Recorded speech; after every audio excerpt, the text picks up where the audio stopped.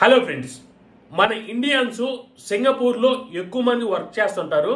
Work చేసే వాళ్ళు ఏంటంటే 60% బ్యాచిలర్స్ ఉంటారు, 40% ఫ్యామిలీస్ ఉంటారు. అంటే 60% బ్యాచిలర్స్ ఉండడానికి కారణాలు ఏంటి, వాళ్ళకి నెలకి ఎంత ఖర్చు అవుతుందో కూడా ఈ వీడియోలో మాట్లాడుకుందాం. అంటే ప్రీవియస్గా నేను ఒక వీడియో చేశాను, అంటే ఫ్యామిలీకి మంత్లీ ఎంత ఖర్చు అవుతుందని చెప్పేసి. ఈ వీడియోలో మనం బ్యాచిలర్స్కి అసలు ఎంత ఖర్చు అవుతుంది, 60% బ్యాచిలర్స్ ఇక్కడ ఉండడానికి కారణం ఏంటో కూడా మాట్లాడుకుందాం. అంటే ఇక్కడ సింగపూర్లో చూసుకున్నట్లయితే జాబ్స్ 2 కేటగిరీస్ ఉంటాయి అనమాట. ఒకటి ఐటీ, ఇంకొకటి నాన్ ఐటీ.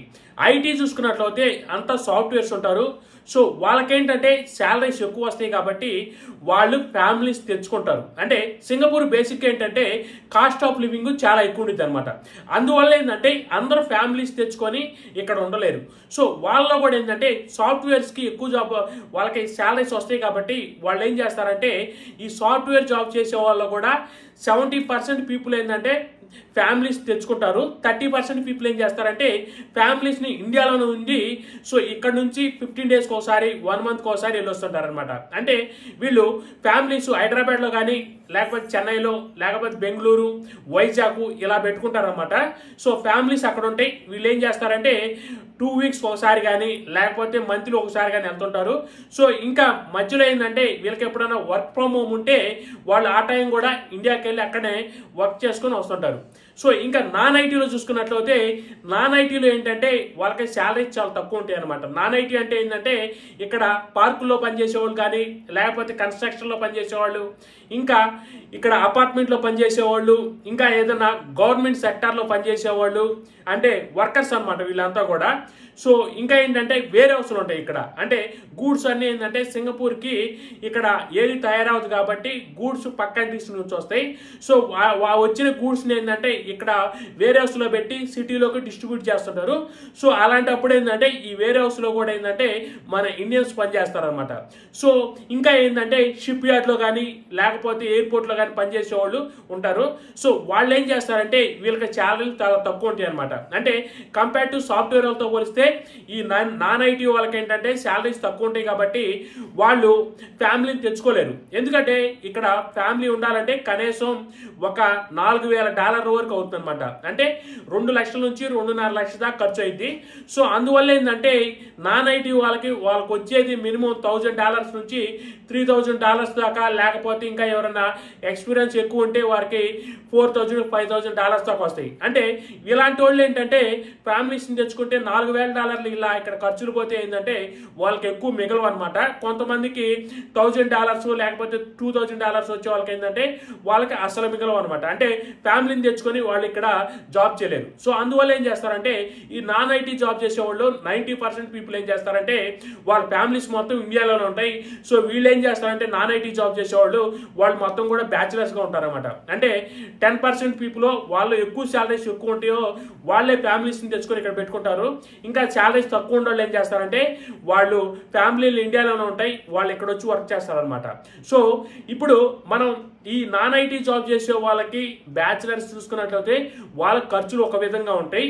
ఇంకా సాఫ్ట్వేర్లో బ్యాచిలర్స్గా ఉండే వాళ్ళకి వాళ్ళ ఖర్చులు ఇంకొక రకంగా ఉంటాయి అనమాట. అంటే ఈ సాఫ్ట్వేర్ జాబ్ చేసే వాళ్ళు ఏంటంటే కొంతమంది మ్యారేజ్ అయిన వాళ్ళు 70% పీపులే ఇక్కడ ఫ్యామిలీస్ తెచ్చుకుంటారు, 30% పీపుల్ ఇండియాలో ఉంచుకుంటారు. ఇంకా ఏంటంటే ఈ సాఫ్ట్వేర్లో కూడా బ్యాచిలర్స్ అంటే మ్యారేజ్ అవన వాళ్ళు కూడా ఏంటంటే ఇక్కడ ఉంటుంటారు అనమాట. సో ఇప్పుడు మనం ఈ సాఫ్ట్వేర్ జాబ్ చేసే వాళ్ళకి నెలకి ఎంత ఖర్చు అవుతుందో చూద్దాం. తర్వాత నాన్ ఐటీ జాబ్స్ అంటే ఇక్కడికి వచ్చి వర్క్ చేసే వాళ్ళకి నెలకి ఎంత ఖర్చు అవుతుందో కూడా చూద్దాం అనమాట. అంటే ఫస్ట్ ఇప్పుడు సాఫ్ట్వేర్ వాళ్ళు చూసుకున్నామంటే వీళ్ళకి శాలరీస్ ఎక్కువ ఉంటాయి కాబట్టి వీళ్ళు కొంచెం ఎక్కువ రెంట్ పెట్టి మంచి మంచి రూములు తీసుకోవడానికి ఆస్కారం ఉంటుంది. సో వాళ్ళ ఖర్చులు కూడా ఏంటంటే కొంచెం ఎక్కువ ఉంటాయి అనమాట. ఇప్పుడు 1 by 1 చూసుకున్నట్లయితే ఈ సాఫ్ట్వేర్ జాబ్ చేసేవాళ్ళు ఏంటంటే ఇక్కడ బేసిక్గా ఏంటంటే మన ఇండియన్స్ ఇక్కడ ఉండేవాళ్ళు ఏం చేస్తారంటే ఫ్యామిలీస్ వాళ్ళు 3 బెడ్రూమ్ తీసుకుంటారనమాట. అంటే ఇక్కడ చూసుకున్నట్లయితే ఎక్కువ 3 బెడ్రూమ్, డబుల్ బెడ్రూమ్లో ఉంటాయి. సో ఈ 3 బెడ్రూమ్లు ఎక్కువ ఉంటాయి కాబట్టి మన వాళ్ళు 3 బెడ్రూమ్ తీసుకొని ఫ్యామిలీస్ వాళ్ళు 1 బెడ్రూమ్ లేకపోతే 2 బెడ్రూమ్లు వాడుకొని ఇంకొక బెడ్రూమ్ ఏం చేస్తారంటే బ్యాచిలర్స్కి రెంట్కి ఇస్తారనమాట. సో అలాంటివి అంటే మన ఇండియాలో లాగా ఇక్కడ బ్యాచిలర్స్కి సపరేట్ రూమ్లు ఏం దొరకవు అనమాట. సో ఎవరైనా మన ఇండియా నుంచి వచ్చే బ్యాచిలర్స్ ఏం చేస్తారంటే ఇక్కడ ఉండే ఫ్యామిలీలో ఒక రూమ్కి రెంట్ తీసుకుంటారు అనమాట. సో అలా రూమ్ రెంట్ తీసుకుంటారు కాబట్టి ఆ ఒక్కొక్క రూమ్కి ఏం చేస్తారంటే ఒక $700 నుంచి $1000 దాకా పే చేస్తుంటారు అనమాట. అంటే ఆ రూమ్ లొకేషన్ బట్టి ఆ రూము ఎలా అంటే మంచి రూమ్ అయితే ఏంటంటే $1000 దాకా ఉంటుంది.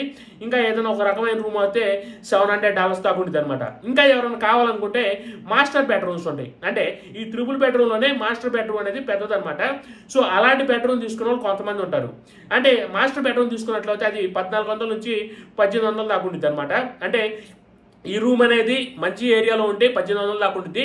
లేదా ఇంకో ఏదైనా ధర మిటి ఉంటేట్లయితే అది $1400 దాకా ఉంటుంది అనమాట. సో ఇప్పుడు రూమ్ రెంట్ మనం సరాసరి ఒక $1000 తీసుకున్నట్లయితే ఇంకా ఈ సాఫ్ట్వేర్ జాబ్ చేసే వాళ్ళకి ఏంటంటే ఫుడ్ ఏం చేస్తారంటే మధ్యలో అంటే వీళ్ళు కొంతమంది ఏంటంటే ఇక్కడ వండుకోవడానికి కిచెన్ యాక్సెస్ ఇస్తారు. కొంతమంది ఏం చేస్తారంటే ఆ హౌస్ వాళ్ళు ఏంటంటే మీరు ఫుడ్ బయట తినాలి ఓన్లీ ఉండటానికే రూమ్ అని చెబుతారు. సో అలాంటి వాళ్ళు ఏం చేస్తుంటారంటే అంటే 3 times ఫుడ్ కూడా ఏంటంటే బయట తిని ఓన్లీ రూమ్ యూజ్ చేసుకోవాలన్నమాట. సో ఇప్పుడు ఫర్ ఎగ్జాంపుల్ వాళ్ళు బయట తినాలంటే వాళ్ళకి కనీసం మినిమం డైలీ ఎంత అయింది అంటే $40 దాకా అయింది అనమాట. అంటే ఇప్పుడు బ్రేక్ఫాస్ట్ చూసుకున్నా కానీ ఒక $5 అయింది. ఇంకా ఫుడ్ తీసుకున్నట్లయితే ఒక్కొక్క రెస్టారెంట్లో ఏదైనా మంచి రెస్టారెంట్లో తీసుకొని తినాలనుకుంటే వాళ్ళకి $10 నుంచి $15 $20 దాకా అవుతుంది అనమాట. అంటే మన సరాసరి ఒక $30 to $40 ఒక డైలీ వచ్చి వాళ్ళ ఫుడ్ అయింది అనమాట. ఫర్ ఎగ్జాంపుల్ ఇప్పుడు మనం $30 చేసుకున్నాం అనుకో వాళ్ళకి ఫుడ్ ఎంత అయిందంటే సుమారు అంటే ఇంకా వీటిలో కొంచెం తక్కువ వేసుకున్నా కానీ ఒక $600 దాకా వాళ్ళకి ఫుడ్కి అయింది అనమాట. అంటే రెంట్ $1000 ప్లస్ ఫుడ్కి $600 అంటే $1600 వస్తుంది అనమాట ఇప్పటికి. సో వీళ్ళు ఆఫీస్కి వెళ్ళడానికి ఇక్కడ మెట్రో కార్డు తీసుకోవాలి. సో ఆ కార్డు ఏంటంటే నెలకు వచ్చి సుమారు $100 దాకా అయితే సో అప్పుడు $1600 ప్లస్ $100 $1700 ఇప్పుడు దాకా అయింది అనమాట. సో నెక్స్ట్ ఏంటంటే వీళ్ళు ఎక్కడైనా బయటకు వెళ్ళినప్పుడు అంటే వీకెండ్ వచ్చినప్పుడు బయటకు వెళ్ళి ఏదైనా తినాలనుకున్నా లేకపోతే తిరగాలనుకున్నా లేకపోతే ఏదైనా ప్లేస్లోకి వెళ్ళినప్పుడు అక్కడ మనం కొన్నిసార్లు ఏంటంటే టికెట్ తీసుకొని మనం ఆ ప్లేస్లో చూడాల్సి ఉంటుంది. సో అక్కడ అంటే మంత్కి వచ్చి ఒక $100 ఇంకా ఎక్స్ట్రా వేసుకోవచ్చు. వీటితో పాటు ఏంటంటే ఇంకా వీళ్ళు మొబైల్ బిల్ కానీ లేకపోతే ఏదైనా బయటికి వెళ్ళినప్పుడు ఇంకా ఏదైనా ఖర్చులు అవుతుంటాయి. ఇంకా ఆఫీస్లో ఉన్నప్పుడు మధ్యలో టీ బ్రేక్ వెళ్ళినప్పుడు ఇంకా ఏదైనా స్నాక్స్ ఇలా తినడానికి ఇంకొక $200 చేసుకున్నట్లయితే వీళ్ళకి మొత్తానికి ఏంటంటే మినిమం $2000 ఈ సాఫ్ట్వేర్ ఇంజనీర్స్కి అయితే అనమాట.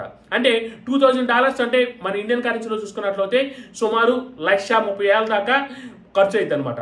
అంటే సాఫ్ట్వేర్ ఇంజనీర్స్కి నెలకు వచ్చి ఇంకా ఎవరైనా తక్కువలో తీసుకోవాలనుకుంటే తక్కువ రూమ్స్ తీసుకుంటే వాళ్ళు ఏంటంటే కొంచెం సేవ్ చేసుకోవచ్చు అనమాట. అంటే మినిమం 1,00,000 నుంచి 1,20,000 1,30,000 దాకా బ్యాచిలర్స్కి ఇక్కడ ఖర్చు అవుతుంది.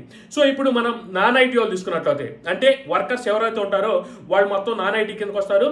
సో వాళ్ళకి మంత్లీ ఖర్చు ఎట్లా ఉంటుంది అంటే వాళ్ళు ఏంటంటే వాళ్ళు శాలరీ తక్కువ వచ్చింది కాబట్టి చాలా తక్కువ ఖర్చులో వచ్చే రూమ్స్ తీసుకుంటారనమాట. అంటే వాళ్ళకేంటంటే వీళ్ళు ఎక్కడో సిటీ అవుట్కట్స్లో ఉంటాం లేకపోతే ఒకే రూమ్లో 10 మంది 15 మంది ఉండే రూమ్లు కొన్ని ఉంటాయి అనమాట. అంటే డోర్మేట్స్ అట్లా ఉంటాయి. సో వాళ్ళకి ఎట్లా ఉంటుందంటే నెలకొచ్చి $400 లేకపోతే $300 కూడా రూములు దొరుకుతాయి అనమాట. అంటే ఏదైనా పాత అపార్ట్మెంట్స్ గవర్నమెంట్ అపార్ట్మెంట్లో ఉన్నట్లు వాళ్ళకి $300 $400 కూడా రూమ్ దొరికింది.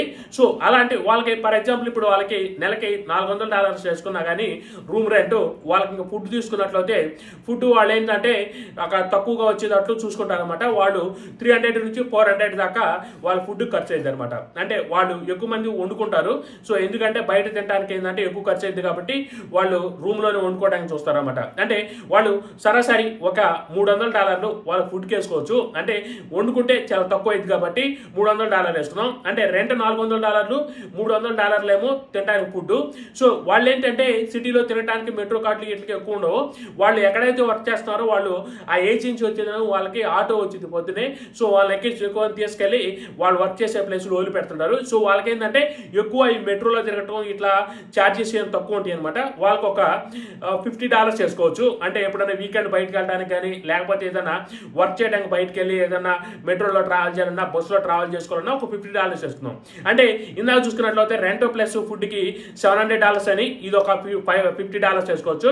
ఇంకా వాళ్ళు ఏదైనా బయట ఖర్చు పెట్టుకునే కానీ లేకపోతే ఇంకా ఫోన్ బిల్లు ఇంకా బయటకు వెళ్ళినప్పుడు ఏదైనా తిన్నా కానీ ఇంకా ఒక $200 చేసుకున్నా కానీ ఇంకా ఇప్పుడు $750 ఫుడ్కి అంటే ఫుడ్కి రూమ్కి ఇంకా వాళ్ళు మెట్రో కార్డులు వేసుకున్నా కానీ ఇంకొక $250 చేసుకోవచ్చు అనమాట.